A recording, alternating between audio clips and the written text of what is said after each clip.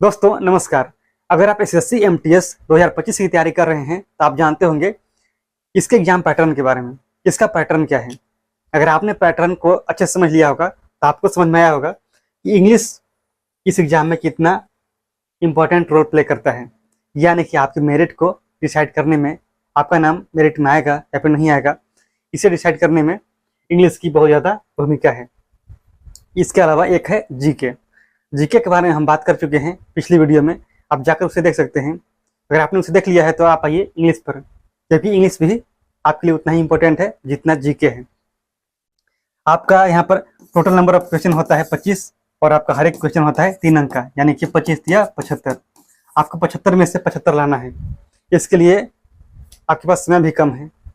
कम समय में आपको क्या पढ़ना होगा और क्या छोड़ना होगा, इसके बारे में बहुत अच्छे से जानकारी होनी चाहिए। तो इसी के बारे में यहाँ पर हम लोग समझने वाले हैं। तो आप यहाँ पर देखिए, जो आपका कुछ टॉपिक्स हैं उसी के बारे में बात करने वाले हैं, ठीक है। सबसे पहले वन वर्ड सब्स्टिट्यूशन। आपने सुना होगा हिंदी में अनेक शब्दों के लिए एक शब्द, बस वही चीज़ है। जैसे आप जानते हैं कि बहुत जो लोग ज़्यादा बोलते हैं उन्हें क्या बोलते हैं? वाचाल।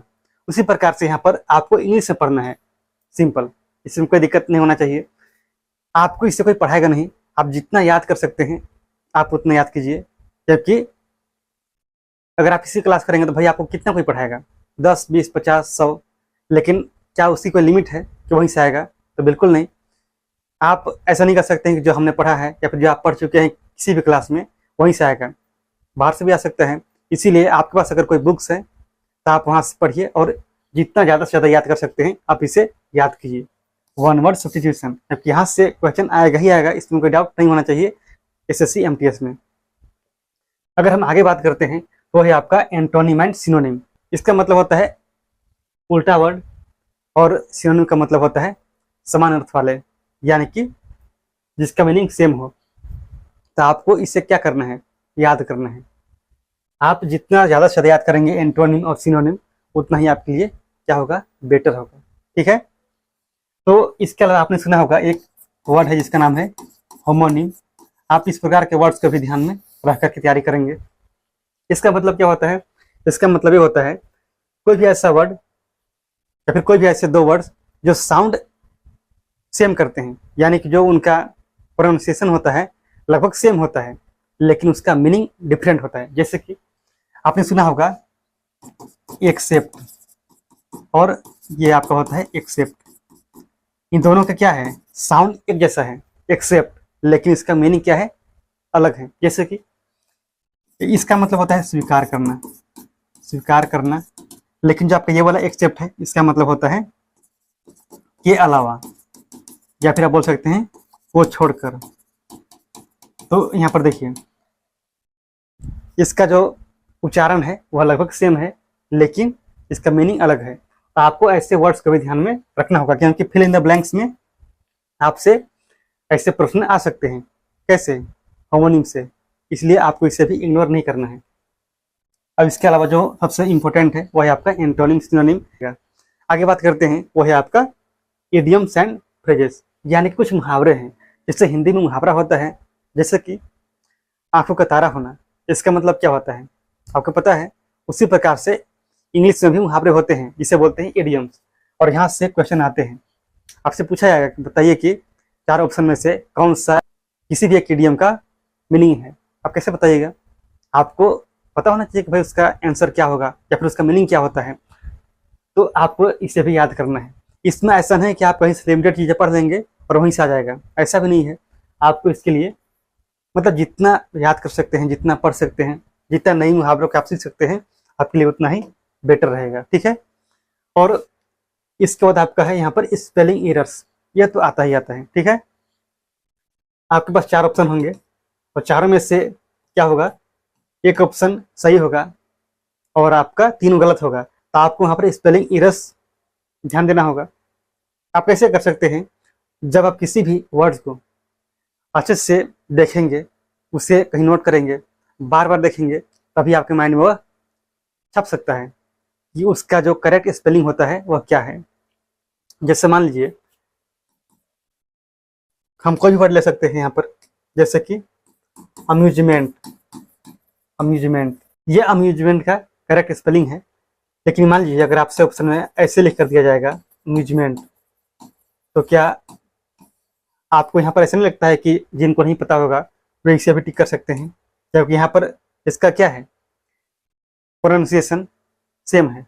यहाँ पर ऐसा लग रहा है कि ये भी सही हो सकता है, लेकिन आपका ये वाला गलत हो जाएगा, ऊपर वाला सही है। तो आपको ध्यान देना है स्पेलिंग एरर्स को लेकर के भी, ठीक है। इसके बाद आगे बात करते हैं तो आपका है ग्रामर। ग्रामर में देखिए आपको किन किन टॉपिक्स को ज़्यादा पढ़ना होगा। सबसे पहले आपको आर्टिकल्स को पढ़ लेना है। इसके अलावा verbs, preposition, tense, noun, pronoun, voice और नरेशन, इतना आपको पढ़ना है। इसके अलावा जितने भी टॉपिक्स हैं आप उसे छोड़ दीजिए, इसमें कोई दिक्कत नहीं है।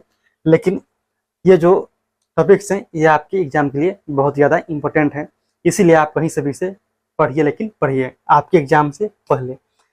ज़्यादा नहीं है लेकिन आपको पढ़ना होगा, ठीक है। और आप जानते हैं जो लोग हिंदी मीडियम से पढ़े होते हैं, जो लोग इंग्लिश कभी नहीं पढ़े हैं या फिर पढ़ा है तो उन्होंने अच्छे से नहीं पढ़ा, उनके लिए बहुत मुश्किल होता है सब्जेक्ट को पढ़ना।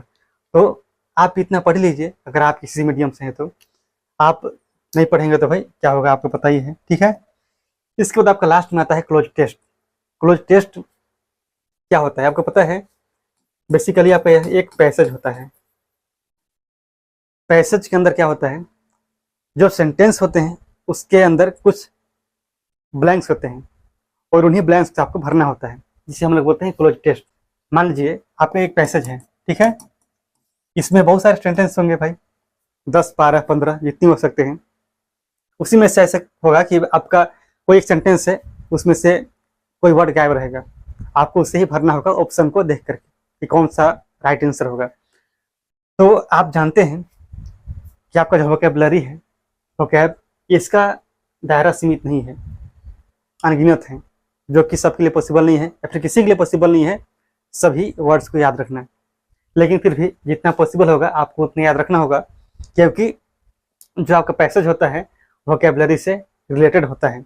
इसीलिए आपको क्या करना है, वोकैबुलरी को बहुत अच्छा स्ट्रॉन्ग बनाना है, ठीक है।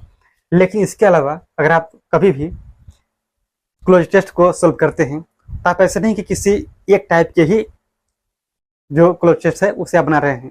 आपको कम से कम आर्टिकल से, इसके अलावा वर्ब से, मॉडल्स और प्रीपोजिशन या फिर टेंस, जबकि ये सब से एरर आते हैं, तो आपको क्या करना है, आपको इन सभी से कम 10 तो प्रैक्टिस करके ही जाना है।